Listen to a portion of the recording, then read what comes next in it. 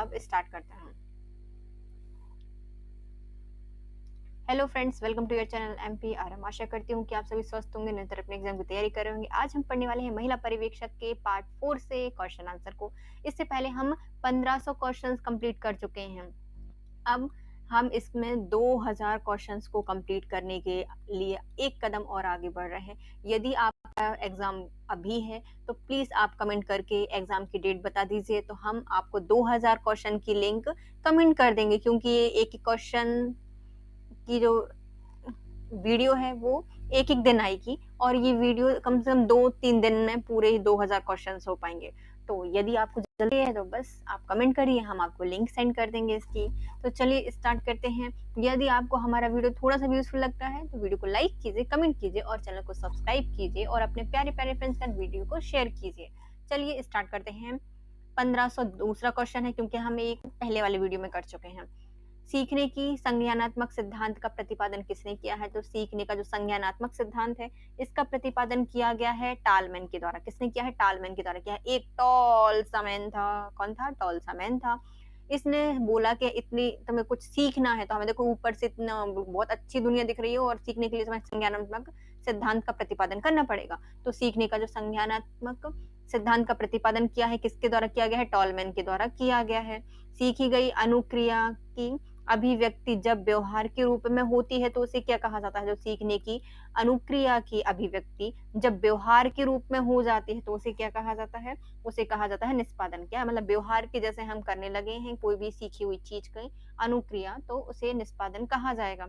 करके सीखना निम्नलिखित में किस अवस्था में प्रयुक्त किया जाता है? तो करके सीखना किसके अंतर्गत आता है?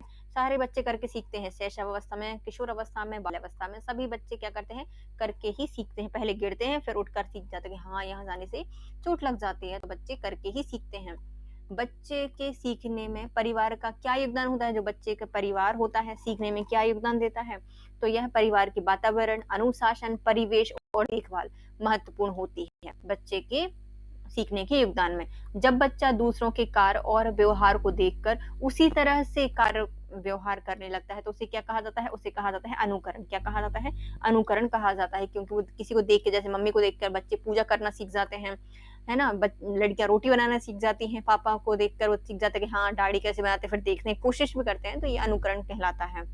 बालकों के स्वाध्याय की आदत के विकास का सर्वोत्तम तरीका क्या होगा? तो बच्चे का स्वाध्यायन की आदत का जो तरीका है वह क्या सबसे अच्छा होगा? तो बच्चों के सामने स्वयं पढ़ना है। सामने स्वयं पढ़ोगे तो बच्चे भी स्वाध्याय करना है प्रारंभ कर देंगे।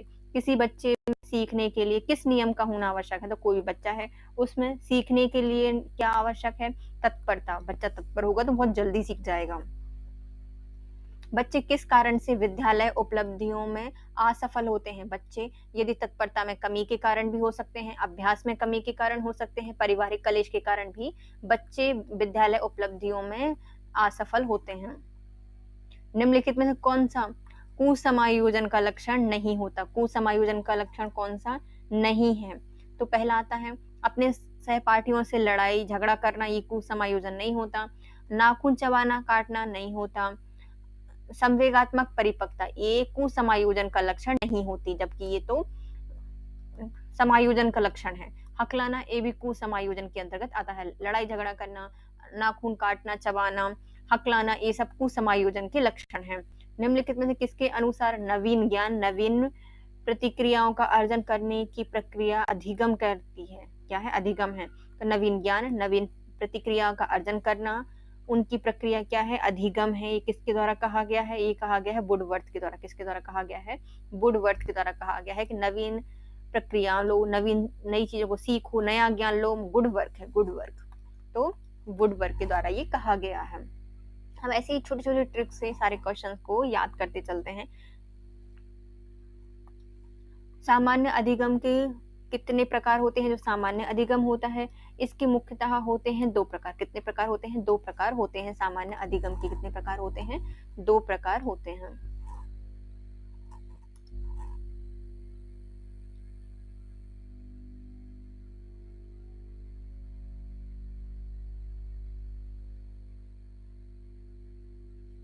निम्नलिखित में से कौन सी प्रविधि बालकों के अनुशासन, सीखने के लिए उचित होती है। तो अनुशासन सिखाने के लिए, कोई बच्चा है उसको हमें अनुशासन सिखाना है, क्या करना पड़ेगा? तो उसके लिए हमें प्रजातांत्रिक प्रविधि का प्रयोग करना पड़ेगा। एक पूर्ण शारीरिक, मानसिक और सामाजिक कल्याण की स्थिति क्या कहलाती है? तो सामाजिक, शारीरिक और मानसिक कल्याण की स्थिति को कहा जाता है मानसिक अवस्था। क्या कहा जाता है? मानसिक अवस्था कहा जाता है। अपने छात्र के संवेगात्मक विकास के लिए अध्यापक को क्या करना चाहिए? तो कोई छात्र है कि संवेगात्मक विकास करने के लिए किसी भी टीचर को, अध्यापक को क्या करना चाहिए? तो वह अपने छात्र के प्रति प्रेम और स्नेह विकसित करे। क्या करे? अपने छात्र के प्रति प्रेम और स्नेह को विकसित करना चाहिए। बाल विवाह को समाप्त करने का सबसे अच्छा तरीका क्या होगा? बाल विवाह को समाप्त करने का सबसे अच्छा तरीका है व्यापक शिक्षा। सब लोग पढ़े लिखे होंगे तो बाल विवाह बंद हो जाएगा। वंशानुक्रम व्यक्ति की जन्मजात आवश्यकताओं का शोधन है। वंशानुक्रम व्यक्ति की जन्मजात आवश्यकताओं और जो विशेषताएं होती हैं उनका शोधन होती है, तो ये गलत है। व्यक्ति की जन्मजात विशेषताओं का शोधन नहीं होती। क्षैतिज डेकल आयु संबंध किससे हो जाएगी? तो जो क्षैतिज डेकल आयु का संबंध है यह है हमारे पियाजे के द्वारा बताया गया है। क्षैतिज डेकल, एक डेकल की आयु का जो सिद्धांत है किसने बताया है? पियाजे के द्वारा बताया गया है। इस पर रख दो प्याज है बहुत सारी, एक हैकल के ऊपर बहुत सारी प्याज है। जी जॉन पियाजे जी के द्वारा कहा गया है। 14 वर्ष तक के सभी बच्चों के लिए अपने भारतीय संविधान में शिक्षा के संबंध में क्या वर्णित किया गया है? तो 14 साल तक के बच्चों के लिए हमारे संविधान में वर्णित किया गया है कि वह निशुल्क और अनिवार्य शिक्षा ग्रहण करेंगे। क्या करेंगे? निशुल्क और अनिवार्य शिक्षा देना सरकार का कर्तव्य होगा। बाल देखभाल संस्थान अर्थात क्या? बाल देखभाल संस्थान का अर्थ होता है बाल गृह, खुला शरणालय, प्रेक्षक गृह, विशेष गृह, सुरक्षा स्थल, विशेषज्ञ दत्तक गृह, अभिकर, योग सुविधालय, अधिनियम के अधीन मान्यता प्राप्त। ये सब क्या होते हैं? बाल देखभाल संस्थान के अंतर्गत आते हैं। अनाथ अर्थात बालक, अनाथ जो बच्चा होता है उसे का अर्थ क्या हो जाएगा? जो जैविक या गोदकर्ता माता पिता अर्थात विधिक अभिभावक रहित होता है, जिसका विधिक अभिभावक उसे लेने का इच्छुक नहीं है अर्थात समर्थ नहीं है, बालक की देखभाल करने में सक्षम नहीं है, तो ये दोनों बच्चे ही क्या कहलाते हैं? अनाथ कहलाते हैं। एक ऐसा बच्चा जिसका कोई भी अभी गोद लेने वाले माता पिता पास नहीं, उनके विधिक रूप से अभिभावक रहित है, तो उसे अनाथ कहा जाएगा। और ऐसे अभिभावक जो उसको इच्छुक नहीं है अपने पास रखने की, या फिर उनके पास सामर्थ्य नहीं उनको रखने का, तो वो भी बच्चे क्या कहलाते हैं? अनाथ कहलाते हैं।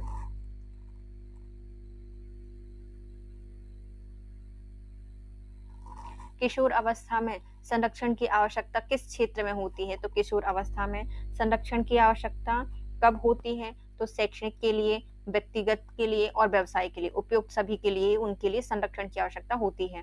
बच्चों की देखभाल क्यों आवश्यक होती है? तो बच्चों की देखभाल आवश्यक होती है संवेगात्मक विकास के लिए, नैतिक विकास के लिए, मानसिक विकास के लिए। संवेगात्मक विकास, नैतिक विकास, मानसिक विकास। संस्थागत देखभाल का उदाहरण कौन सा नहीं है? तो संस्थागत देखभाल में स्कूल आती है, समाज आती है, नहीं, पुस्तकालय आता है, कॉलेज आती है, लेकिन समाज संस्थागत नहीं होती। समाज तो असंस्थागत होती है।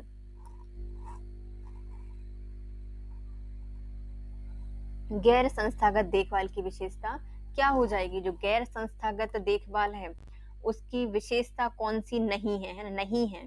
तो गैर संस्थागत में सर्वगुण विकास होता है, उद्देश्यपूर्ण नहीं होती। भाई उद्देश्यपूर्ण तो हमारी स्कूल कॉलेज होती। स्कूल कॉलेज का अर्थ क्या होता है? डिग्री, मार्कशीट वगैरह देना, उनका उद्देश्य होता है एक कक्षा पास कराना, तो ये उद्देश्य होता है। लेकिन हमारे जो गैर संस्थागत विकास होता है उसमें ऐसा नहीं होता। यह स्वाभाविक जीवन से संबंधित होती हैं और अनुभव पर आधारित होती हैं। अवधारणाओं का विकास मुख्य रूप से किसका हिस्सा होता है? जो अवधारणाओं का विकास मुख्य रूप से किसका हिस्सा होती है? बौद्धिक विकास से संबंधित है। किससे संबंधित है? बौद्धिक विकास से संबंधित है। अवधारणाओं का विकास मुख्य रूप से बौद्धिक विकास से संबंधित है।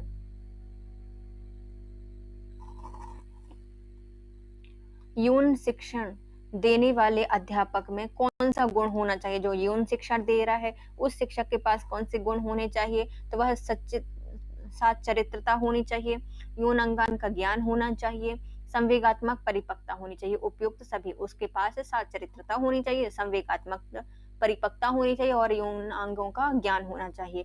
निम्नलिखित में से शारीरिक विकलांग के अंतर्गत कौन सा नहीं आएगा? शारीरिक विकलांग के अंतर्गत बाधिर आते हैं, बहरे आते हैं, अपंग आते हैं, लेकिन अनाथ कोई व्यक्ति विकलांग शायद नहीं होता। शायद क्या, होते नहीं है। अनाथ का मतलब अलग होता है, विकलांग अलग होते हैं। देखभाल एवं संरक्षण की आवश्यकता किसके लिए होती है? देखभाल और जो संरक्षण होता है इसकी आवश्यकता होती है विकास के लिए, समायोजन के लिए, भावी जीवन की योजना बनाने के लिए, युक्त सभी के लिए। देखभाल और संरक्षण की आवश्यकता होती है विकास के लिए, समायोजन के लिए, भावी जीवन की योजना बनाने के लिए। विकास की वृद्धि से तात्पर्य है, जो विकास है उसकी वृद्धि से तात्पर्य होगा क्या? आकार, सोच, समझ, कौशल में वृद्धि करना विकास से संबंधित है। विकास में वृद्धि का अर्थ है आकार में, सोच में, समझ, कौशल वृद्धि करना। तनाव और क्रोध की अवस्था क्या होती है? तनाव और क्रोध बहुत ज्यादा होगा, ये होगा किशोर अवस्था में, क्योंकि शारीरिक मानसिक हर तरीके से परिवर्तन होता है किशोर अवस्था में। परिपक्वता का संबंध किससे है? जो परिपक्वता है इसका संबंध हो जाएगा किससे? विकास से। परिपक्वता का संबंध होता है विकास से। बच्चे की रुचि रखने के लिए कौन सी विधि का चयन करेंगे? तो बच्चे की रुचि रखने के लिए हम बच्चों को स्वयं गतिविधि करने देंगे। बच्चों की रुचि रखने के लिए हम बच्चों को स्वयं करने देंगे। एक बच्चे की मानसिक आयु 12 वर्ष है और वास्तविक आयु 10 वर्ष है, तो उसकी बुद्धि अवधि कितनी होगी? मतलब उसका आईक्यू कितना होगा? भैया उसका आईक्यू तो ज्यादा होगा, क्योंकि भैया मानसिक रूप से 12 साल का है, नॉर्मल 10 साल का। कि आईक्यू होगा 120 वर्ष, मतलब 120 होगा उसका। आईक्यू कितना होगा? 120 होगा।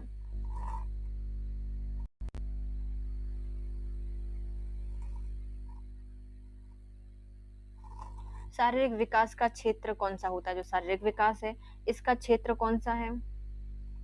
तो स्नायु मंडल। स्नायु मंडल, सो जाओ स्नायु मंडल, सो जाओ, शारीरिक विकास हो जाएगा।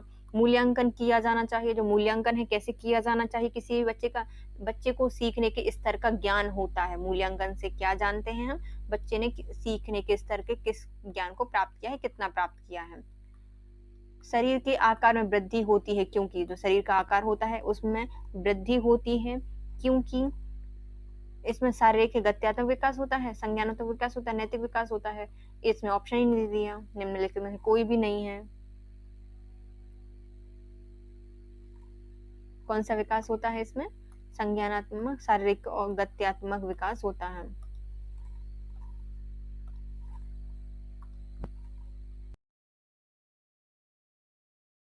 तो स्तर को, मानसिक विकास को प्रभावित करने वाले कारक के अंतर्गत आता है वंशानुक्रम, परिवार का वातावरण, परिवार की स्थिति, उपयुक्त सभी।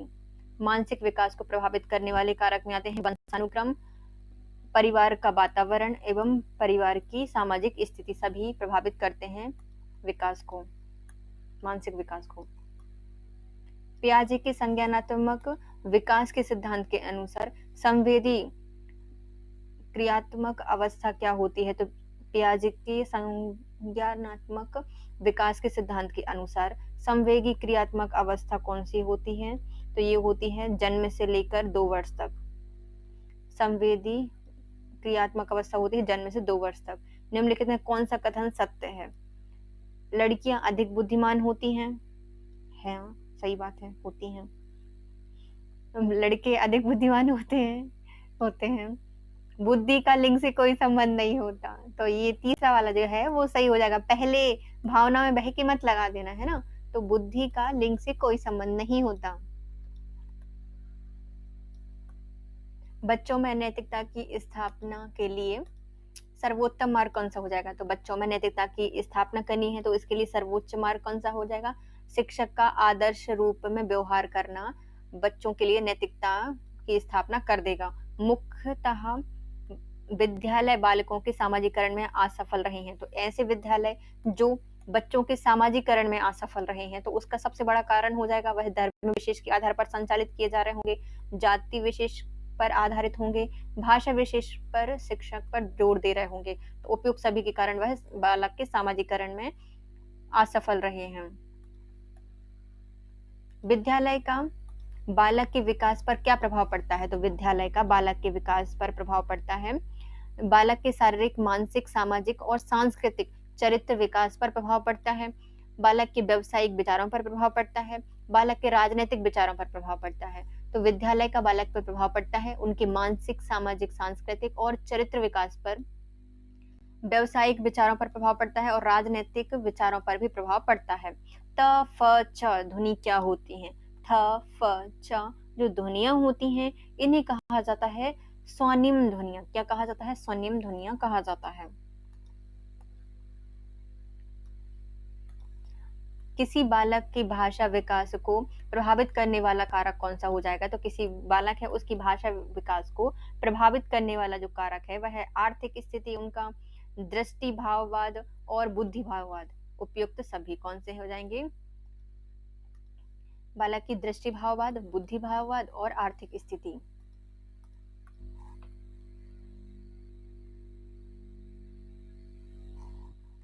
समाज द्वारा विद्यार्थियों की स्थापना की गई थी। क्यों? तो समाज द्वारा जो विद्यार्थियों की स्थापना की गई थी, क्यों की गई थी? तो यह नई पीढ़ी के लोगों के सामाजिकरण की प्रक्रिया को तेज बनाने के लिए उनकी स्थापना की गई थी। विद्यालय सामाजिकरण के क्षेत्र में न केवल उसका अधिकरण कर रहा है अपितु वह समाज की संस्कृतियां प्रगति का भी कर रहा है। तो ये संरक्षण कर रहा है। क्या कर रहा है? संरक्षण कर रहा है। विद्यालय सामाजिकरण के क्षेत्र में न केवल अभिकरण कर रहा है अपितु समाज की संस्कृति गतिविधियों का भी संरक्षण कर रहा है। और जो समाज है उसका विद्यार्थी की स्थापना क्यों की गई थी? नई पीढ़ी के लोगों का सामाजिकरण की प्रक्रिया को तेज बनाने के लिए।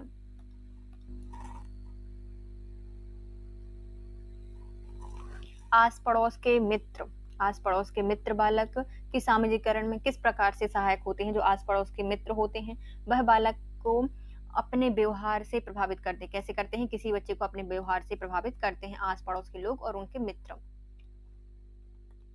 किसी बालक में प्रजातांत्रिक मूल्यों के संरक्षण की कसौटी क्या होती है? तो किसी विद्यालय में जो प्रजातांत्रिक मूल होते हैं उनके संरक्षण की कसौटी होती है छात्रों की अभियोग्यताएं, रुचियों का विकास, छात्रों की ज्ञान संबंधी आवश्यकताओं की पुष्टि, छात्रों के सामाजिक विकास की पूर्ति। उपयुक्त सभी। किसी विद्यालय में प्रजातांत्रिक मूल्यों के संरक्षण की कसौटी क्या होती है? छात्रों की अभियोग्यता, रुचियों का विकास, छात्रों की ज्ञान संबंधी आवश्यकताओं की पूर्ति और छात्रों की सामाजिक विकास की पूर्ति। बच्चों में संवेगात्मक समायोजन प्रभावित होता है। जो बच्चों में संवेगात्मक समायोजन होता है कैसे प्रभावित होता है?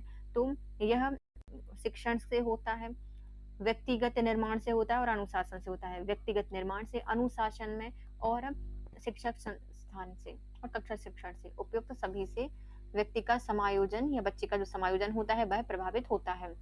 एक अतिरिक्त ऊर्जावान छात्र को क्या जरूरी होता है? तो कोई भी ऊर्जावान छात्र है, जो अतिरिक्त ऊर्जावान छात्र है उसको क्या चाहिए? उसको चाहिए विशेष प्रोत्साहन की जरूरत होती है। किसकी? विशेष प्रोत्साहन की जरूरत होती है। प्रतिद्वंदात्मक सामाजिकरण की अवस्था किसे कहा जाता है? प्रतिद्वंदात्मक जो सामाजिकरण होता है उसकी अवस्था के अंतर्गत आते हैं हमारे बाल अवस्था। कौन सी है? बाल अवस्था। मतलब एकदम लड़ाई झड़ाई कर रहे हैं। कैसे? प्रतिद्वंदता है, बाल खींच खींच के। तो बाल अवस्था में क्या करते हैं? प्रतिद्वंदता करते हैं बाल खींच खींच के। बालक को सामाजिक व्यवहार की शिक्षा देने का सर्वश्रेष्ठ माध्यम क्या होगा? तो कोई बालक है उसको सामाजिक व्यवहार की हमें शिक्षा देनी है। कैसे देंगे हम? तो विद्यालय में सामाजिक और सांस्कृतिक गतिविधियों को आयोजित करके। समाज की शिक्षा देने के लिए, समाज की व्यवहार की शिक्षा देने के लिए विद्यालय में सामाजिक और सांस्कृतिक गतिविधियों का आयोजन करेंगे। विशिष्ट शिक्षा के लिए आवश्यक होनी चाहिए, जो विशिष्ट शिक्षा है उसके लिए क्या आवश्यक है? विशिष्ट शिक्षकों की। विशिष्ट शिक्षा के लिए हमें विशिष्ट शिक्षक की भी जरूरत होगी, तभी तो वो दे पाएंगे शिक्षा। WSN, WSN का अर्थ क्या होता है? W फॉर हो जाएगा विशिष्ट आवश्यकता वाले बच्चे, विशिष्ट आवश्यकता वाले बच्चे। विशेष शिक्षा का मुख्य उद्देश्य क्या नहीं होता? जो विशेष शिक्षा होती है उसका मुख्य उद्देश्य क्या नहीं है?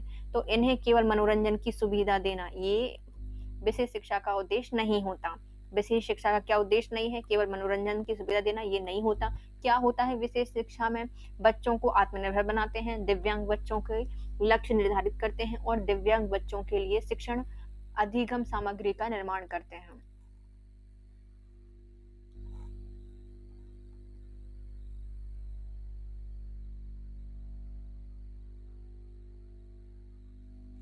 श्रवण बाधिर की शिक्षण के लिए उपयोगी होती है। जो श्रवण बाधित बच्चे होते हैं उनकी शिक्षण के लिए क्या आवश्यक होता है, तो मानचित्र, मॉडल और चित्र उपयुक्त सभी मान जो श्रवण बाधित बच्चे होते हैं उनके लिए जरूरी होता है।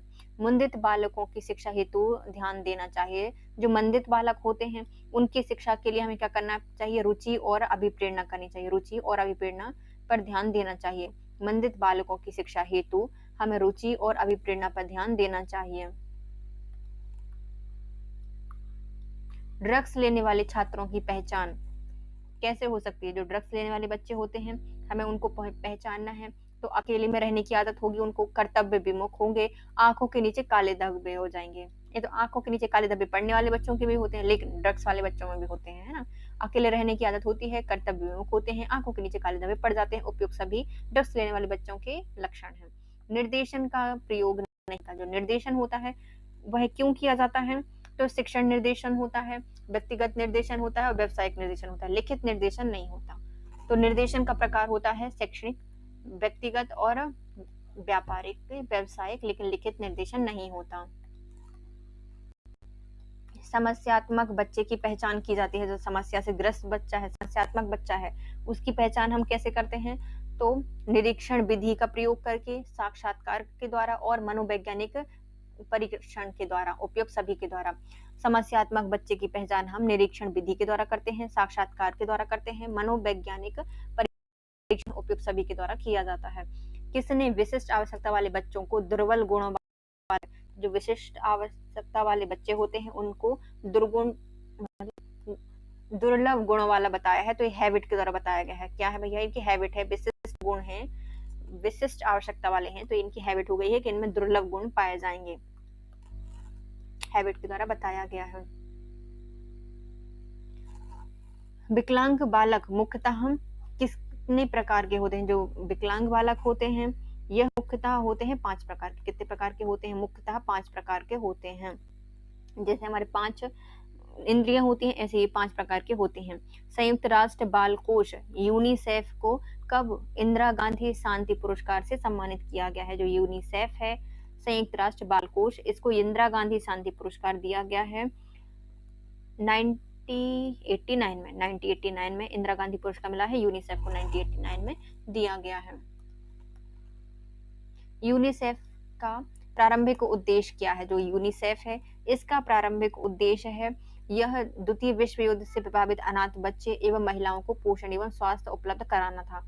जो द्वितीय विश्व युद्ध हुआ था उसके बाद जो प्रभावित अनाथ बच्चे थे, महिलाएं थे, उनके पोषण और स्वास्थ्य उपलब्ध कराने के लिए यूनिसेफ का गठन किया गया था। लुडविक राशमन का संबंध किससे हो जाएगा। लुडविक राशमन है, इनका संबंध है किससे, यूनिसेफ से। यूनिसेफ सबको सेव कर रहे हैं, कैसे, लुढ़का लुढ़का के। यूनिसेफ से संबंधित है लुडविक राशमन का। बाल अधिकार संरक्षण आयोग अधिनियम 2005 के तहत राष्ट्रीय बाल अधिकार संरक्षण आयोग अधिनियम की धारा 3 के अंतर्गत गठित की जाती है। इसका गठन कौन करता है, तो देखो जो हमारा बाल संरक्षण, बाल अधिकार संरक्षण आयोग है, अधिनियम 2005, इसके तहत राष्ट्रीय बाल अधिकार संरक्षण आयोग अधिनियम की धारा 3 के तहत गठित किया जाता है। इसके गठनकर्ता कौन है, तो इसका गठन करता है केंद्र सरकार अधिसूचना के द्वारा। कौन करता है, केंद्र सरकार के द्वारा इसका गठन किया जाता है राष्ट्रीय बाल अधिकार संरक्षण आयोग की। राज्य बालक अधिकार संरक्षण आयोग संबंधित धारा कौन सी है।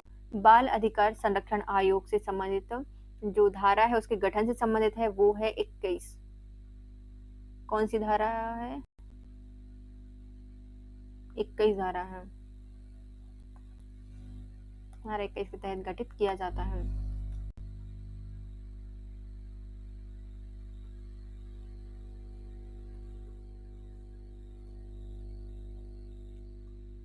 निःशुल्क एवं अनिवार्य शिक्षा बालकों के अधिकारों का 2009 के अंतर्गत किसी भी अध्यापक को निम्नलिखित में से किस कार्य के लिए नहीं लगाया जा सकता? जो निःशुल्क अनिवार्य शिक्षा अधिनियम है, इसकी 2009 के इसके अंतर्गत कहा गया है कि जो अध्यापक है हम किस कार्य के लिए नहीं लगाएंगे, तो पल्स पोलियो कार्यक्रम के लिए टीचर्स को नहीं लगाया जाएगा।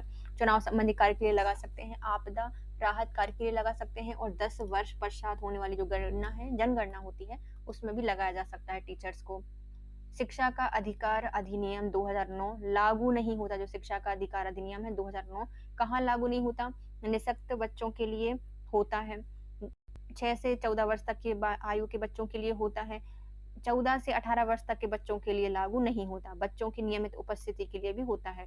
जो शिक्षा का अधिकार अधिनियम 2009 है, 14 से 18 वर्ष तक की आयु के बच्चों के लिए लागू नहीं होता।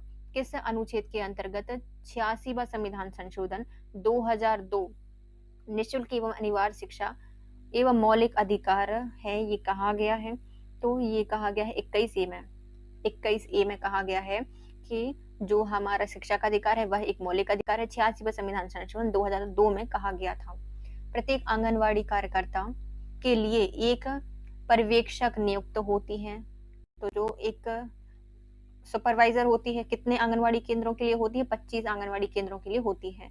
ग्रामीण एवं शहरी क्षेत्र हेतु कितनी जनसंख्या पर एक मिनी आंगनवाड़ी केंद्र स्थापित की जाती है? तो ग्रामीण और जो शहरी क्षेत्र होते हैं इनमें 150 से 400 जनसंख्या पर एक मिनी आंगनवाड़ी केंद्र स्थापित की जाती है। एक मिनी आंगनवाड़ी केंद्र कितने पर होगी? 150 से 400 पर।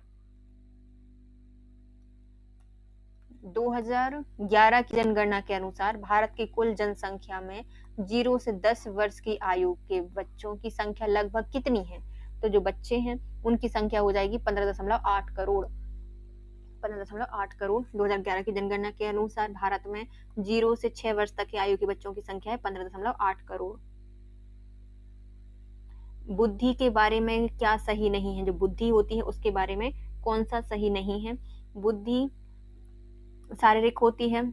अभिवृद्धि कैसे होती है? शारीरिक होती है। अभिवृद्धि मात्रात्मक होती है। अभिवृद्धि मापनीय होती है। अभिवृद्धि जीवन पर्यंत चलने वाली प्रक्रिया है। तो नहीं भैया, विकास जीवन भर चलता है लेकिन अभिवृद्धि वृद्धि ये जीवन पर्यंत नहीं चलती। एक समय बाद आयु मतलब हाइट रुक जाती है ना, हाइट की वृद्धि रुक जाती है, वैसी वृद्धि भी जीवन पर्यंत नहीं चलती। निम्नलिखित सूची में से बाल विकास में गुणात्मक परिवर्तन की पहचान कीजिए। जो बच्चे होते हैं बाल विकास में गुणात्मक परिवर्तन कैसे होता है? दृष्टि। बाल विकास में जो गुणात्मक परिवर्तन की पहचान कैसे होती है? दृष्टि से होती है। एक व्यक्ति मांसपेशियों का उपयोग करना सीखता है और इसके कारण वह एक कौशल प्राप्त करता है, तो वह उसे क्या कहा जाएगा? उसे कहा जाता है परिपक्वता। कोई बच्चा है मतलब कोई व्यक्ति है मांसपेशियों का प्रयोग करना सीख रहा है और उससे जो प्राप्त कौशल होगा उसे क्या कहा जाएगा? परिपक्वता कहा जाएगा।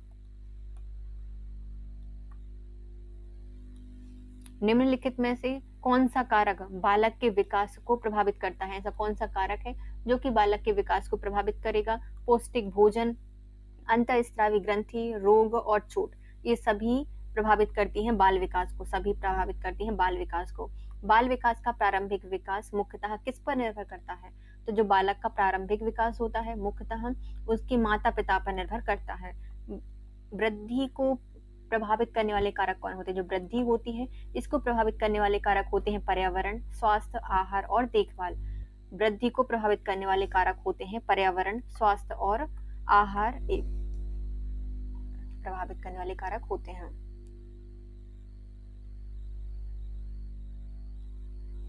निम्नलिखित के अतिरिक्त सभी वातावरणीय कारक विकास का कारक होते हैं या विकास को आकार देते हैं। निम्नलिखित में कौन से वातावरणीय कारक हैं जो विकास को आकार देते हैं? ये हो जाएंगे हमारे पौष्टिकता का गुण, संस्कृति का गुण और शिक्षा की गुणवत्ता। ये सब वातावरणीय कारक हैं जो कि विकास को आकार देते हैं, लेकिन जो शारीरिक गठन है ये हमारे वातावरण कारक के अंतर्गत नहीं आता, वातावरण का कारण नहीं है ये। निम्नलिखित में से किस आयु सीमा को प्रारंभिक बचपन कहा जाता है? तो प्रारंभिक बचपन के अंतर्गत कौन आता है?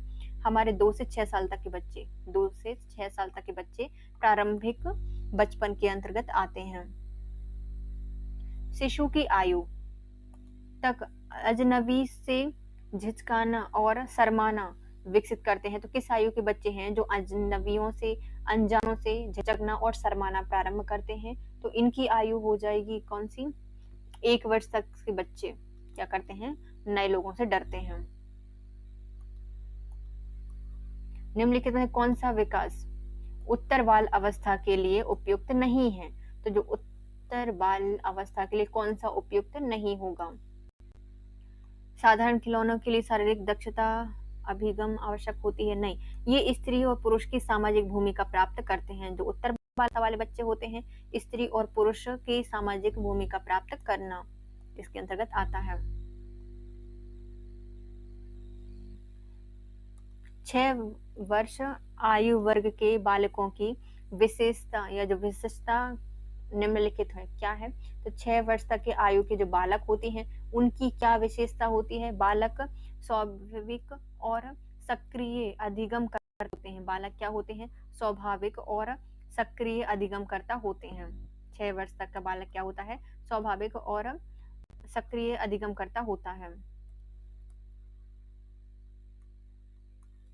एक वर्षीय बालक बात बात पे अपने बड़ों से झगड़ा करने लगता है और हमेशा स्वयं को सही साबित करने की कोशिश करता है। यह विकास की किस अवस्था में है? तो एक बच्चा है, वह बात बात पर झगड़ा कर लेता है, स्वयं को हमेशा सही साबित करने की कोशिश करता है। वह प्रारंभिक बाल अवस्था में, किसमें है? प्रारंभिक बाल अवस्था में आता है। बाल संरक्षण अधिनियम 2005 के अंतर्गत विशेष लोक अभियोजक का विधि व्यवसाय कितने वर्ष का किया हुआ होना चाहिए? तो बाल संरक्षण अधिनियम 2005 के अंतर्गत विशेष लोक अभियोजक का विधि व्यवसाय कितने वर्ष का होना चाहिए? तो ये होना चाहिए 7 वर्ष का। कितने का होना चाहिए? विधि व्यवसाय कितने वर्ष का होना चाहिए? 7 वर्ष का होना चाहिए।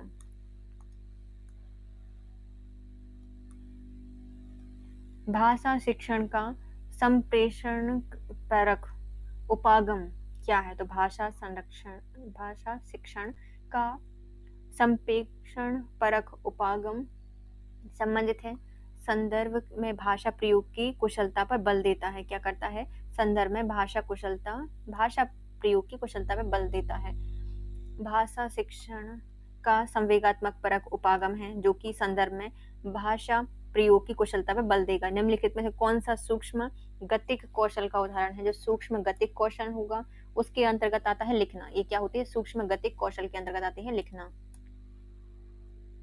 बच्चों के सामाजिक विकास को प्रभावित करने वाले कारक कौन से हैं? तो बच्चा है, उसके सामाजिक विकास को प्रभावित करता है वंशानुगत तत्व। वंशानुगत तत्व बच्चों के सामाजिक विकास को प्रभावित करता है।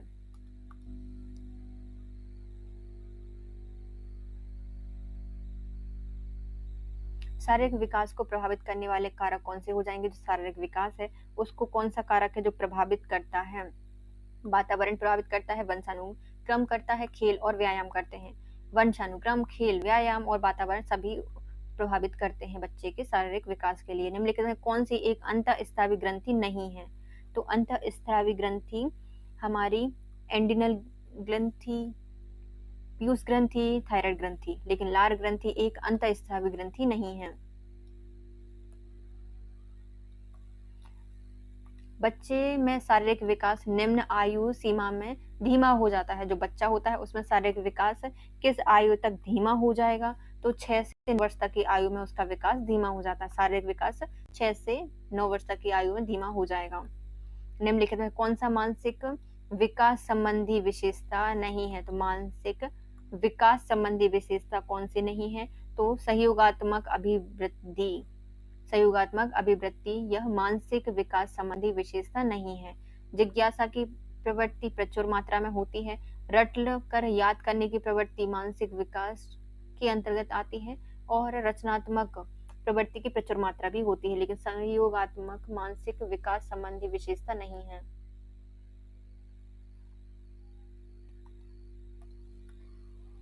एक बच्चा अपनी मातृभाषा सीख रहा है और दूसरे बच्चा वही भाषा दूसरी भाषा के रूप में सीख रहा है। दोनों निम्नलिखित में से कौन सी एक समान की त्रुटि कर रहे हैं? दोनों किस प्रकार की त्रुटि कर रहे हैं? तो वह विकासात्मक त्रुटि कर रहे हैं। एक बच्चा अपनी मातृभाषा सीख रहा है, दूसरा अपनी मातृभाषा सीख रहा है, तो यह इसमें हो जाएगा विकासात्मक त्रुटि।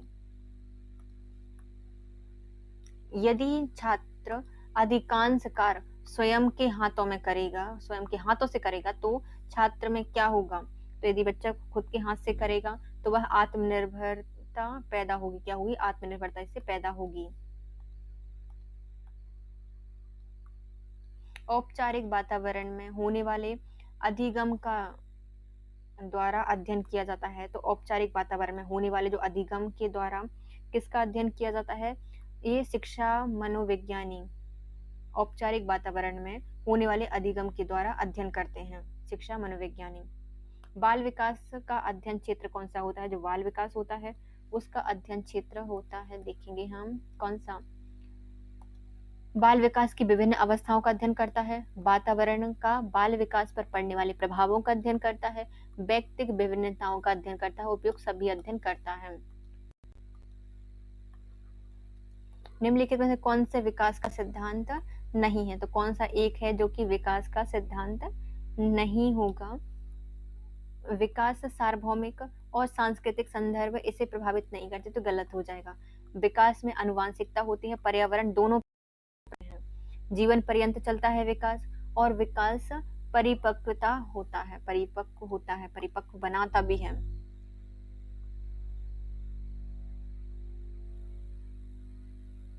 निम्नलिखित में से कौन सा प्रभावशाली समस्या समाधान रणनीति का उदाहरण हो जाएगा? तो कौन सा प्रभावशाली समस्या समाधान रणनीति का उदाहरण है? तो यह है साधन साध्य विश्लेषण समस्या को अनेक उपलक्ष्यों में विभाजित करना। साधन साध्य विश्लेषण समस्या को अनेक उपलक्ष्यों में विभाजित करना।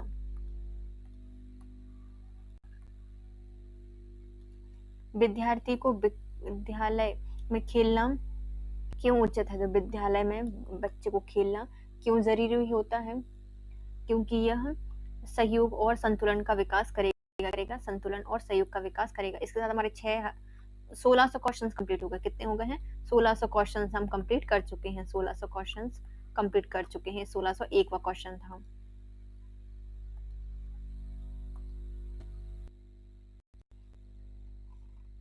प्राथमिक शिक्षा में मदद करता है। क्या प्राथमिक शिक्षा में मदद करता है? तो जो हमारे बच्चों का लोकतांत्रिकरण, बच्चे का सामाजिकरण, पाठ्यक्रम की समझ, ये सभी उपयुक्त सब बच्चे के सामाजिकरण में मदद करते हैं, मतलब प्राथमिक शिक्षा में मदद करते हैं। एक बालक को वस्तुओं को देखने में कुछ समस्या है, इसका दाखिला NCF इस विद्यालय में होना चाहिए, तो उसका मतलब उसको समावेशी शिक्षा देनी चाहिए। कौन सी शिक्षा? समावेशी शिक्षा देनी चाहिए। एक बालक देखने में समस्या महसूस करता है, NCF 2005 के अनुसार उसे समावेशी शिक्षा या समावेशी विद्यालय में भेजना चाहिए।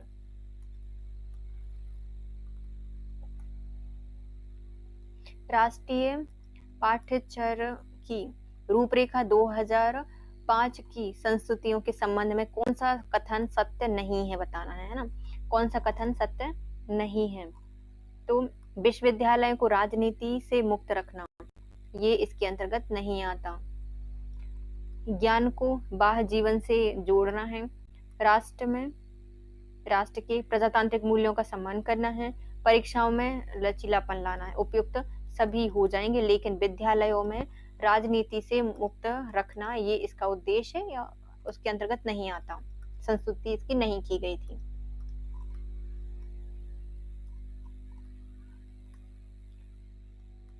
शिक्षा का अधिकार अधिनियम 2009 में एक अध्यापक के लिए न्यूनतम कार्य घंटे प्रति सप्ताह कितने निर्धारित किए? 45। कितने किए गए हैं? 45 निर्धारित किए गए हैं। प्राथमिक विद्यालय में मिड डे मील कार्यक्रम का प्रारंभ करने वाला प्रमुख कारण क्या है? तो जो मिड डे मील है कब हुई थी? 1995 में हुई थी, और सबसे पहले इसको पायलट प्रोजेक्ट के रूप में तमिलनाडु में लॉन्च किया गया था। इसका मुख्य उद्देश्य क्या है? नामांकन की संख्या को बढ़ाना। जो बच्चे हैं कम से कम खाने के लिए ही तो विद्यालय, नामांकन की संख्या बढ़ाना इसका उद्देश्य है। बुद्धि लब्धि या IQ की अवधारणा दी जाती है। जो बुद्धि लब्धि या IQ की अवधारणा है, IQ की अवधारणा है, किसके द्वारा दी गई है? तो ये स्टैंड के द्वारा दी गई है, स्टर्न के द्वारा दी गई है। भैया एक टर्न लो, IQ देखो, यूटर्न लो, स्टर्न के द्वारा इसको प्रारंभ किया गया है। प्रदर्शन बुद्धि को निम्न के द्वारा मापा जाता है, जो प्रदर्शन बुद्धि होती है। हम उसको कैसे मापते हैं, तो यह चित्र व्यवस्था के आधार पर मापा जाता है। किसके मापन से? चित्र व्यवस्था के आधार पर मापा जाता है।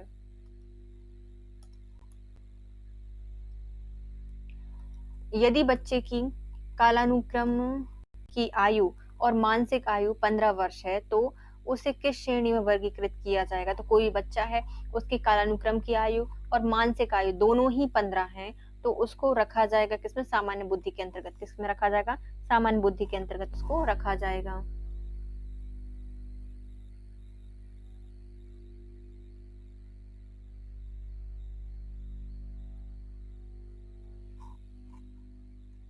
भाषाई बुद्धिमत्ता में संपन्न व्यक्ति में कौन सी क्षमता होती है? जो भाषा बुद्धिमत्ता में जो संपन्न व्यक्ति की क्या क्षमता होगी?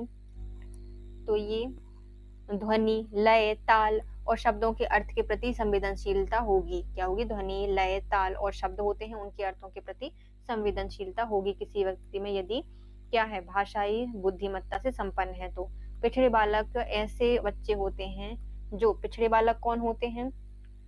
जो सीखने की गति धीमी होती है, जिनमें बुद्धि लब्धि का स्तर 80 से 90 होता है, मानसिक रूप से अस्वस्थ, असमायोजित व्यवहार करते हैं उपयुक्त सभी। पिछड़े बालक ऐसे बालक होते हैं जो सीखने की गति धीमी होती है, बुद्धि लब्धि का स्तर 80 से 90 होता है, मानसिक रूप से अस्वस्थ, असमायोजित व्यवहार करते हैं उपयुक्त सभी। निम्नलिखित में से कौन सा बच्चे का संवेगात्मक विकास के लिए सर्वाधिक उपयुक्त हो जाएगा? तो बच्चे के संवेगिक विकास के लिए सबसे उपयुक्त कौन होता है? कक्षा कक्ष का प्रजातांत्रिक परिवेश। कक्षा कक्ष का प्रजातांत्रिक परिवेश बच्चे के संवेगात्मक विकास के लिए सबसे जरूरी होता है। संवेगात्मक विकास के लिए सबसे जरूरी होता है कक्षा कक्ष प्रजातांत्रिक परिवेश। हॉलमैन के अनुसार सृजनात्मकता के तथ्यों में शामिल नहीं है। तो हॉलमैन के अनुसार सृजनात्मकता के तत्व के अंतर्गत कौन शामिल नहीं होता? प्रभावशीलता। क्या शामिल नहीं होती? प्रभावशीलता शामिल नहीं की जाती। हॉलमैन के अनुसार सृजनशीलता में प्रभावशीलता नहीं होती, विलक्षणता होती है, नवीनता होती है और विस्मय होता है। प्रभावशीलता नहीं होती। किसके अनुसार प्रभावशाली शब्द का प्रयोग उन 1% बच्चों के लिए किया जाता है जो सबसे अधिक बुद्धिमान होते हैं? तो 1% बच्चे किसके द्वारा कहा गया है? स्किनर और हैरीमैन के द्वारा कहा गया है कि सबसे प्रभावशाली बच्चे वो होते हैं जो कि 1% बालक के अंतर्गत आते हैं, जो कि सबसे अधिक बुद्धि होती है। हस्तशिल्प की शिक्षा किसे देनी चाहिए? तो जो हस्तशिल्प की शिक्षा है वो हम सृजनशील बालकों को देंगे। कौन किसको देंगे? नहीं, पिछड़े बालकों को देंगे। किसको? सृजनशील बालक तो बेचारा पहले से हस्तशिल्प कर लेगा। पिछड़े बालक होते हैं, उनको हस्तशिल्प शिक्षा दी जाती है। मानसिक रूप से मंद बालकों में कितने प्रकार की बीमारियां देखी जाती हैं? जो मानसिक रूप से मंद बालक होते हैं उनमें मुख्यतः 4 प्रकार की बीमारियां देखी गई हैं। निम्नलिखित में कौन सा सृजनात्मकता का सही क्रम हो जाएगा? जो सृजनात्मकता है उसका सही क्रम होता है पहले तैयारी, फिर उद्दीपन और सत्यापन। पहले तैयारी करो, फिर उसको उद्भव करो, फिर उसका प्रदीपन करो, फिर क्या करो? सत्यापन। सृजनात्मकता का सही क्रम है तैयारी, उद्भवन, प्रदीपन और सत्यापन। निम्नलिखित में से कौन सा परीक्षण भारत में निहित है? तो कौन सा परीक्षण है जो कि भारत में निहित है? पाशी द्वारा निर्मित परीक्षण किया जाता है, बाकर मेहंदी का परीक्षण किया जाता है, मजूमदार द्वारा निर्मित परीक्षण भी किए जाते हैं। कौन से? पाशी द्वारा निर्मित परीक्षण, पाकर मेहंदी का परीक्षण और मजूमदार द्वारा परीक्षण उपयुक्त सभी भारत में परीक्षण किए जाते हैं।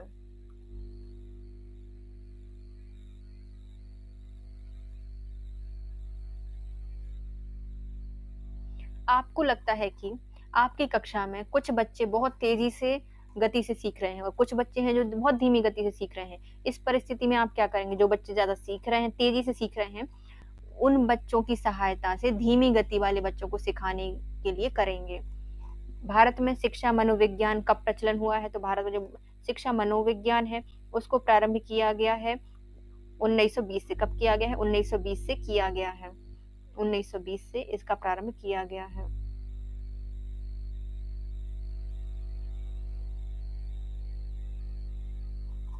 उन्नीस सौ बीस से। कौन सा कथन है? जॉन लॉक को इंगित करता है, जो कि जॉन लॉक को इंगित करता है। कौन सा व्यवहार है? यह व्यवहार हो जाएगा हमारा बालक के मानसिक कोरी स्लेट के होती है। क्या होती है? इसको लॉक करके रख लो, एक लॉक लगा दो कि बच्चा क्या है? एक कोरी स्लेट है। कोरी स्लेट होती है, जॉन लॉक को इंगित करता है।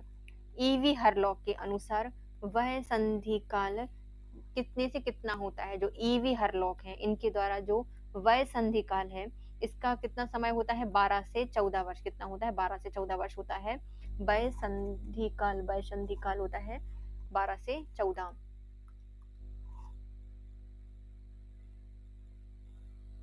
यूक नामक तरल पदार्थ का संबंध किससे हो जाएगा? जो यूक नामक तरल पदार्थ है उसका संबंध गर्भ से है। गर्भस्थ शिशु में लगभग कितने सप्ताह में हृदय गति प्रारंभ हो जाती है? तो हृदय गति बच्चे में प्रारंभ हो जाती है 6 से 7 सप्ताह में। कब से? 6 से 7 सप्ताह में बच्चे में हृदय गति प्रारंभ हो जाती है। माँ के गर्भ से शिशु समय से पूर्व बाहर ना आ सके, इसके लिए कौन सा हार्मोन उत्तरदायी होता है? तो माँ के गर्भ से बच्चा समय से पहले बाहर ना आ जाए, इसके लिए उत्तरदायी होता है हमारा ऑक्सीटोसिन हार्मोन। कौन सा है? Oxytocin hormone.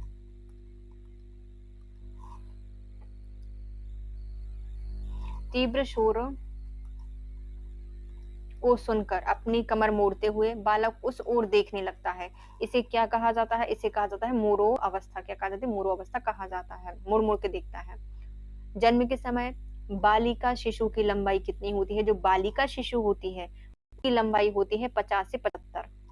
तो भैया जो बालिकाएं होती हैं पहले से ही 50 से 75 कर लेती हैं। 50 से 75 मतलब इतनी कैपेसिटी होती है 50 से 75 की।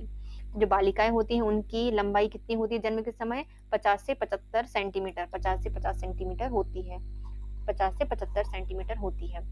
स्वतंत्र आबाहु का नियम किसने दिया है? जो स्वतंत्र आबाहु का नियम है यह दिया गया है मेंडल के द्वारा। किसने दिया है? मेंडल के द्वारा दिया गया है स्वतंत्र आबाहु अवूहन का नियम मेंडल के द्वारा दिया गया है। अवूहन का अवूहन। बच्चे में WBC कम होना क्या कहलाता है? इसे कहा जाता है बबल बेबी सिंड्रोम। WBC कम हो जाएंगी, इसे बबल बेबी सिंड्रोम कहा जाएगा। सोमनिम रूपिम जो शब्द है यह क्या है? भाषा से संबंधित है। सोमनिम और जो रूपिम है यह किसका भाग है? भाषा से संबंधित है।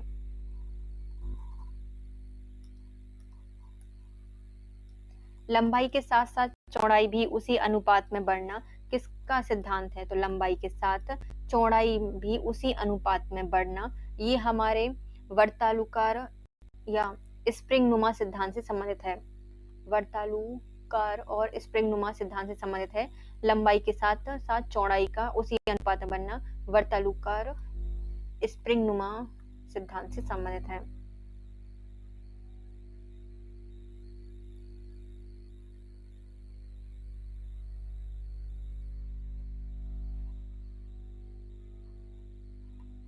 कॉमन मिनिमम प्रोग्राम किसे कहा जाता है? जो कॉमन मिनिमम प्रोग्राम होता है यह आता है हमारा राष्ट्रीय शिक्षा नीति 1992 से। कॉमन मिनिमम प्रोग्राम किसके अंतर्गत आता है? राष्ट्रीय शिक्षा नीति 1992 के अंतर्गत आती है। भारत उच्च शिक्षा आयोग में शामिल नहीं है। तो भारत की जो उच्च शिक्षा आयोग है इसमें क्या शामिल नहीं किया जाता? चिकित्सा और कानूनी शिक्षा को शामिल नहीं किया गया। चिकित्सा और कानूनी शिक्षा इसके अंतर्गत नहीं आती। भारत में उच्च शिक्षा आयोग में शामिल नहीं है चिकित्सा एवं कानूनी शिक्षा।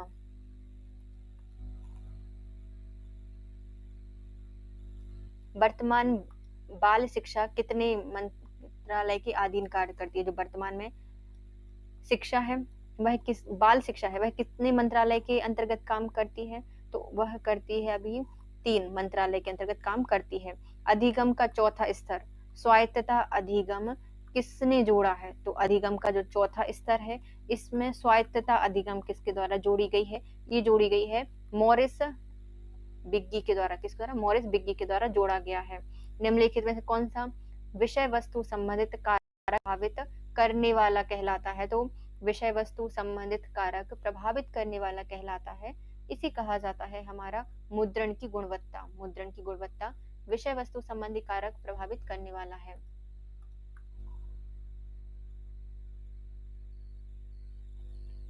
हिंदी का ज्ञान संस्कृत में सहयोगी होगा।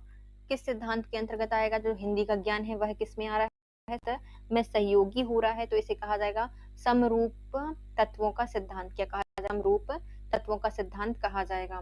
कोई बालक कक्षा 2 में प्रथम श्रेणी में, कक्षा 3 में द्वितीय श्रेणी में और फिर कक्षा चौथी में प्रथम श्रेणी में आता है, तो ये हो जाएगा कौन सा? मिश्रित अधिगम वक्र। मिश्रित अधिगम वक्र कहा जाएगा इसको। चॉकलेट देकर बच्चे से कहानी याद कराना किस अधिगम के अंतर्गत आता है? चॉकलेट देकर बच्चे को कहानी याद कराना, ये आती है हमारी उद्दीपक अनुक्रिया अधिगम। कौन सा है? उद्दीपक अनुक्रिया अधिगम। चूहा, बिल्ली, मुर्गी और मछली पर किसने प्रयोग किए हैं? बिल्ली और चूहे पर प्रयोग किए गए हैं थर्नडाइक के द्वारा, और मुर्गी और मछली पे भी इन्होंने किए हैं थर्नडाइक ने।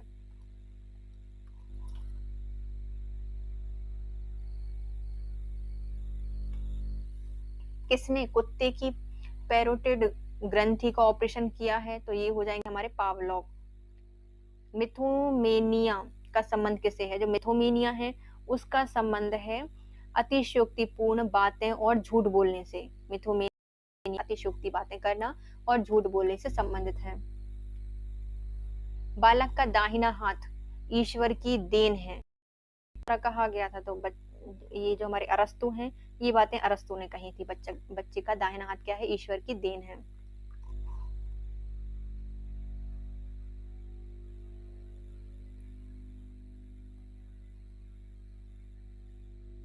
वे हमेशा दल बनाकर रहते हैं। इस बालक की बात हो रही है, तो कौन सा बच्चा है जो हमेशा दल बना के रहता है? तो ये होती है समस्यात्मक बालक। हमेशा दल बनाकर रहते हैं समस्यात्मक बालक। हकलाने तुतलाने वाले बच्चों के लिए कौन सी थेरेपी दी जानी चाहिए? तो जो हमारे बच्चे हकलाते हैं, तुतलाते हैं, उनके लिए स्पीच थेरेपी देनी चाहिए। कौन सी? स्पीच थेरेपी देनी चाहिए। लोकोमोटर दिव्यांगों हेतु पुनर्वास सेवाएं कहाँ स्थापित की गई हैं? लोकोमोटर दिव्यांगों हेतु जो पुनर्वास सेवाएं प्रारंभ की गई है वो दिल्ली में की गई है, और इसका नाम है पंडित दीनदयाल राष्ट्रीय शारीरिक दिव्यांगजन संस्थान। दिल्ली में स्थापित की गई है और इसका नाम क्या है? पंडित दीनदयाल राष्ट्रीय शारीरिक दिव्यांगजन संस्थान। जिन बालकों के पास व्यापक शिक्षा भंडार होता है वे क्या कहलाते हैं? ऐसे बच्चे जिनके पास व्यापक शिक्षा मतलब शब्दों का भंडार है, उसे प्रतिभाशाली बालक कहा जाएगा। क्या कहा जाता है? प्रतिभाशाली बालक कहा जाता है।